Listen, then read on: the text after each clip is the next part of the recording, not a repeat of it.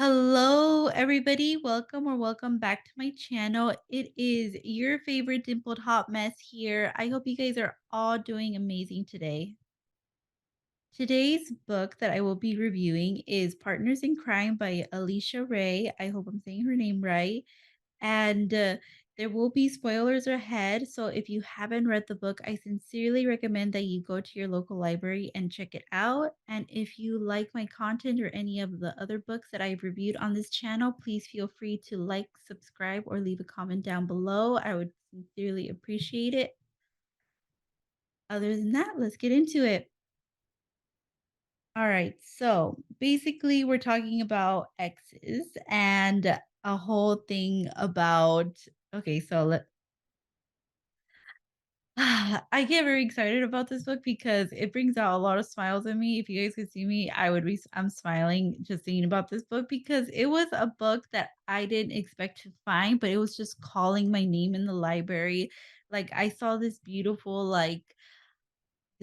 couple with like a car and this beautiful curvaceous woman with like her beautiful mocha skin and her like shimmery dress, and this handsome guy with like dark hair and dark and like beautiful chocolate skin. I was like, okay, I wanted I'm always for reading like different, like I always love supporting different like POC viewpoints and like writers because I think they're so important.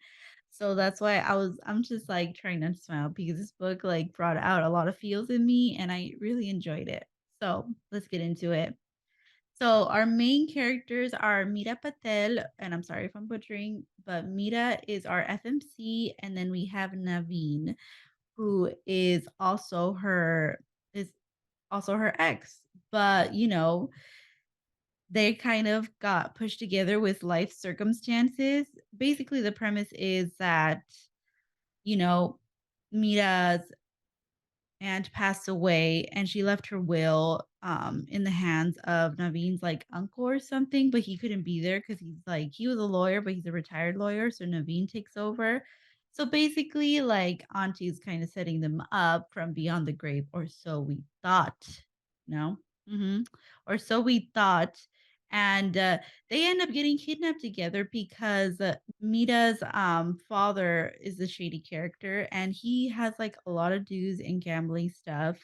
And basically, they were told, hey, you need to find this jewel your father stole. Otherwise, your sister is going to end up suffering the consequences because she's held hostage. So basically, it's a wild goose chase throughout Las Vegas, and they have to uncover a mystery. At the same time, they're also kind of feeling those sparks again from being gone so long. So let's get into the plot. I know plot wise, I gave it a 4 out of 5 stars, and I chose this rating because this plot gave me a lot to read into. Like Mira is someone who wants a lot in a partner, and she even has a matchmaker. And at the same time, she's also someone with like a troubled past, and she's a mystery. And I wanted to know more about her, but at the same time, she's not stereotypical hourglass figure, which I'm appreciative of because side eye because Mira is realistic, older, and curvaceous protagonist that I liked from the get-go. She's commanding and knows what she wants from her arranged marriage. Naveen is someone who's handsome, adaptable, and someone who still has chemistry with Mira from the start, as if they were not giving each other googly eyes when they first saw each other again. Both of them are forced to work together to make their way out of a dangerous situation involving a shady crime lord, the kidnapping of Mita's older estranged sister, and a whole other set of mysterious ties that somehow lead to Mita's father that we end up learning more about as we continue.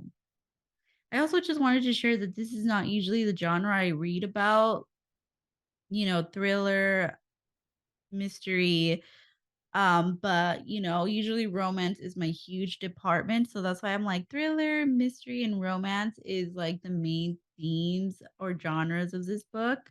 But I wanted to give this a shot for two reasons. One, I wanted to read something new. And two, as a Latina woman, I just wanted to read something with a romance with not one but two main protagonists of color. The plot definitely had Bollywood vibes with scandals and dramas, including two twists, the sketchiness of Mita's father and just how far his scandals go, which ended up being a series of clues ranging from a storage unit to a lighter that contained those infamous diamonds that crime lord wanted all along.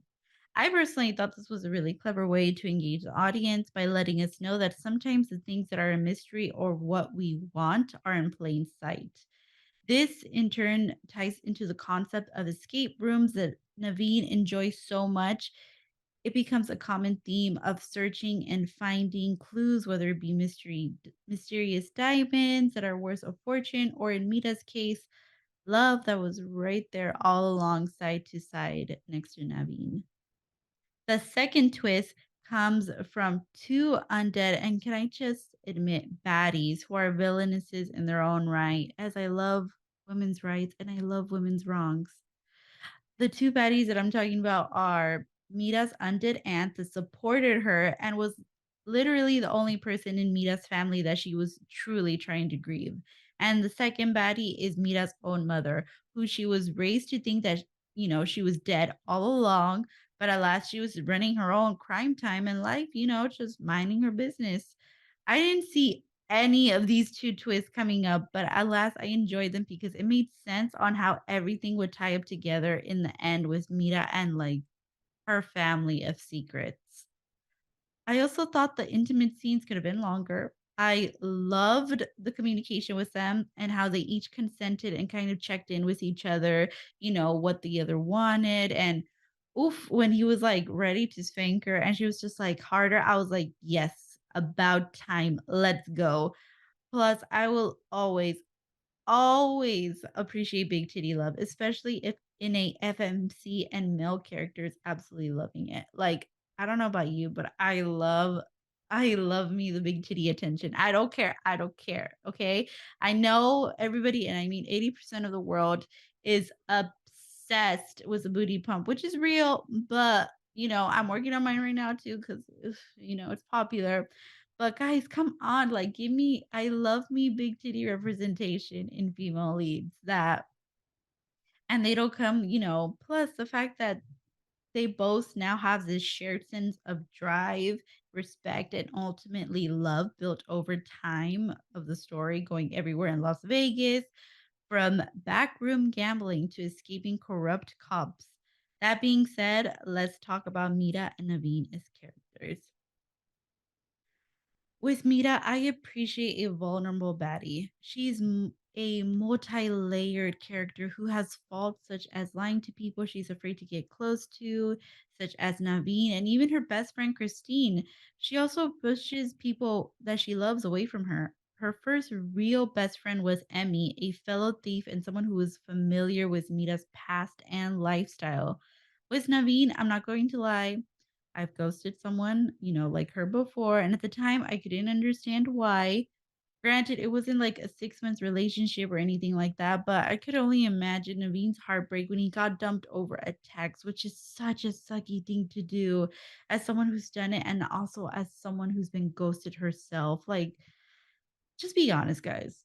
Just just honest. Just do what you need to do. Take a shot or a little bit of champagne, do anything what you want just to mentally prep yourself to say no or like it's not happening, guys.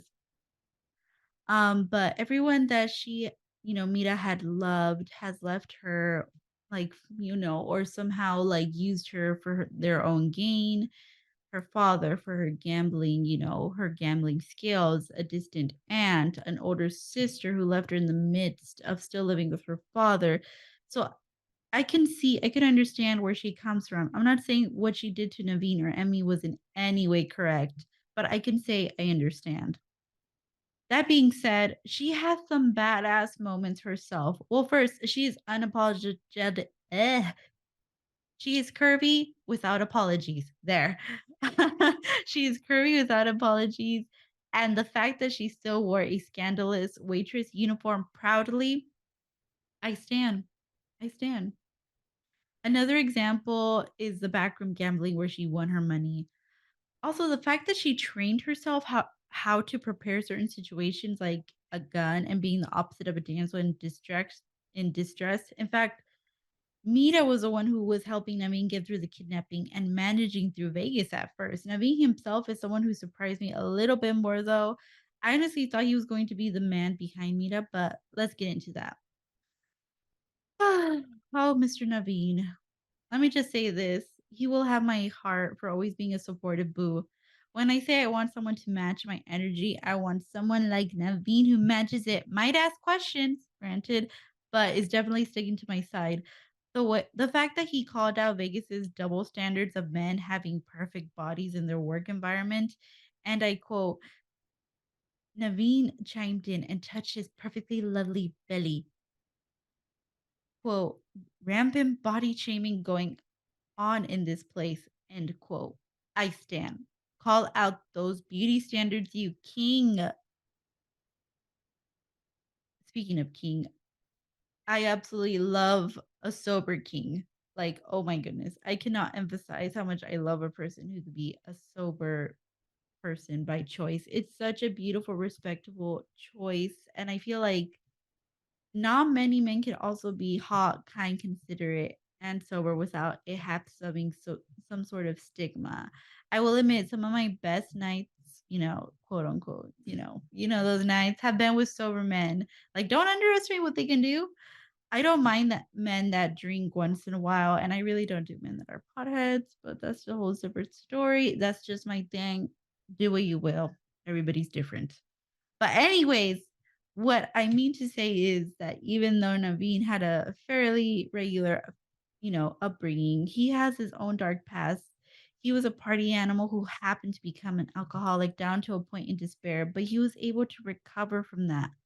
Plus the fact that he was there to save Mita and driving as fast and the furious and his love of escapes rooms definitely helped Mira with figuring out in the end where the priceless diamonds have been all along, which spoiler alert, were in a hidden compartment in the lighter Mira was carrying all along. Together they have such similar values and ideals, but when in action, they're both real and not impossible to live up to.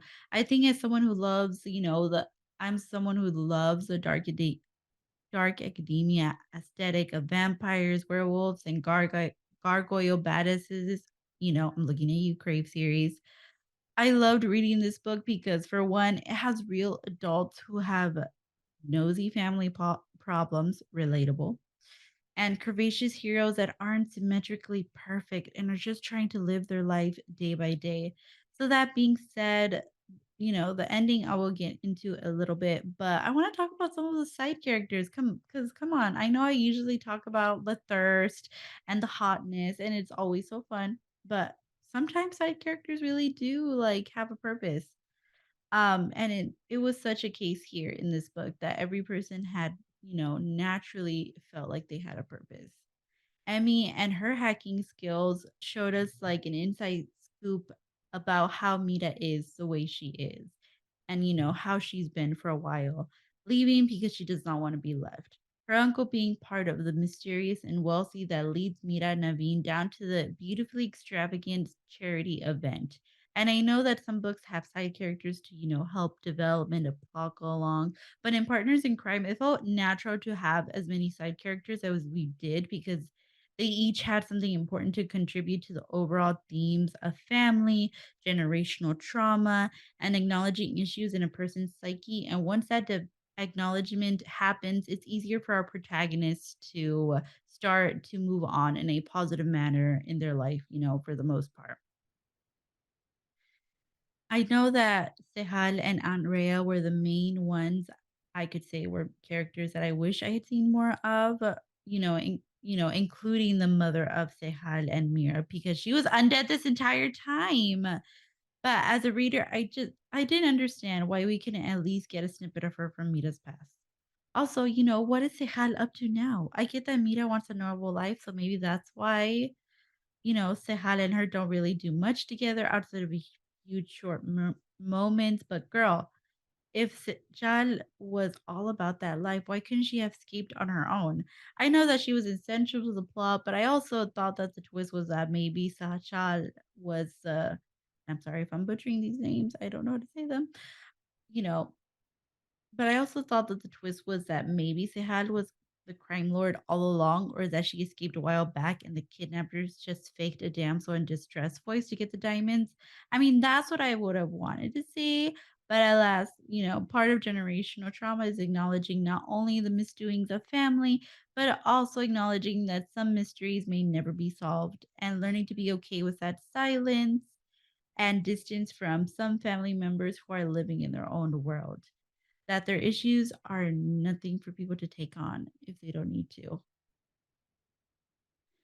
So, on a more positive note, the ending of A Happily Ever After doesn't end too much of a fairy tale. Thankfully, Naveen and Mira are both seeing a therapist for their perspective issues. And even though they love each other dearly, it takes away from a stereotype that only unhappy couples go to therapy.